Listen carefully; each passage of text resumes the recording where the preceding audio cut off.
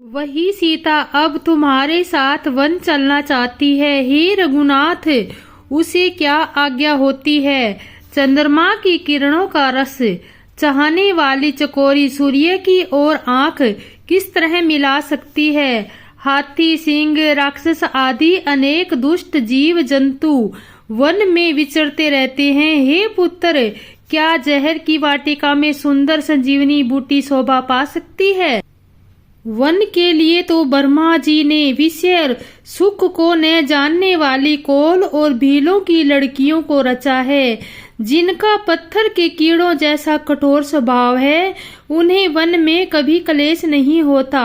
अथवा तपस्वियों की स्त्रियां वन में रहने योग्य है, जिन्होंने तपस्या के लिए सब भोग त्यज दिए हैं। हे पुत्र, जो तस्वीर के बंदर को देखकर डर जाती है, वे सीता वन में किस तरह रह सकेगी? देव सरोवर के कमल वन में विचरण करने वाली हंसनिया क्या गंडसों तेलुओं में रहने के योग्य है? ऐसा सोचकर जैसी तुम्हारी आज्ञा हो, मैं जानकी को वैसी ही शिक्षा दूं।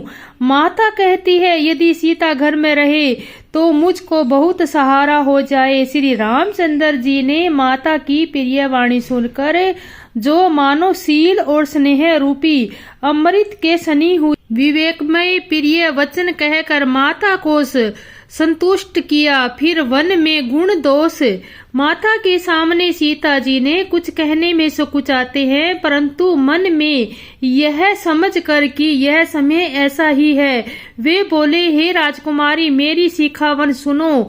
मन में कुछ दूसरी तरह न समझ लेना। जो अपना और अपना भला चाहती है, मेरा भला चाहती है, तो मेरा वचन मान कर घर में रहो। हे बामनी, मेरी आज्ञा का पालन होगा।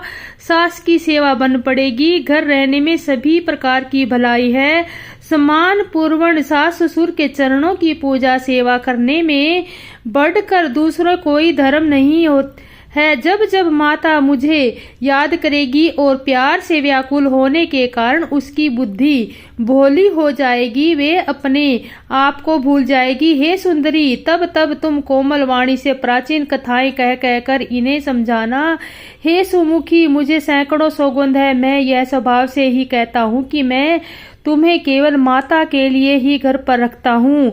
गुरु और वेद के द्वारा समस्त धर्म के आचरण का फल मुझे बिना ही क्लेश के मिल जाता है, किंतु हट के वंश को कर गालव मुनि और राजा नहु आदि बनने संकट रहे। हे सुमुखी, हे सियानी, सुनो, मैं भी पिता के वचन को सत्य करके शीघ्र ही लौटूंगा। दिन जाते देर नहीं लगेगी। हे सुंदरी, हमारी यह सीख सुनो। हे वामा, यदि प्रेम वश हट करोगी तो तुम परिणाम में दुख पाओगी। वन बड़ा कठिन है और भयानक है।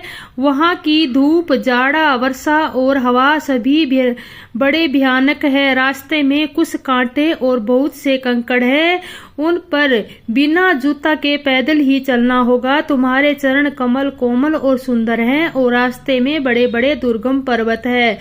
पर्वतों की गुफाएं दोहो दे रहे, नदियां, नद और नाले जैसे अभज्ञ और घने हैं कि उनकी तरफ देखा नहीं जाता। रीछ, बाघ, भेड़िए, सिंह और हाथी ऐसे भयानक शब्द करते हैं कि उन्हें सुनकर धीरज भाग जाता है। जमीन पर सोना, पेड़ों की छाल के वस्त्र पहनना और कंदमूल फल का भोजन करना होगा। और ये भी क्या सदा सब दिन मिलेंगे? सब कुछ अपने अपने हिसाब से अनुकूल ही मिलेगा। मनुष्यों को खाने वाले निशाचर फिरते रहते हैं। वे करोड़ों प्रकार के कपट रूप धारण कर लेते हैं। पहाड़ का पानी बहुत ही लगता है।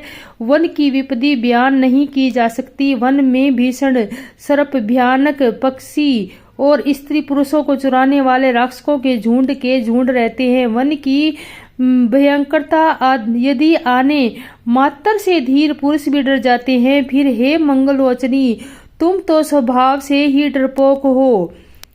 ए हंस गमनी, तुम वन के योग्य नहीं हो। तुम्हारे वन जाने की बात सुनकर लोग अपशप देंगे, बुरा कहेंगे। मानसवर के अमृत के समान जल से पाली हुई हंसनी कहाँ खारे समुद्र में जी सकती है?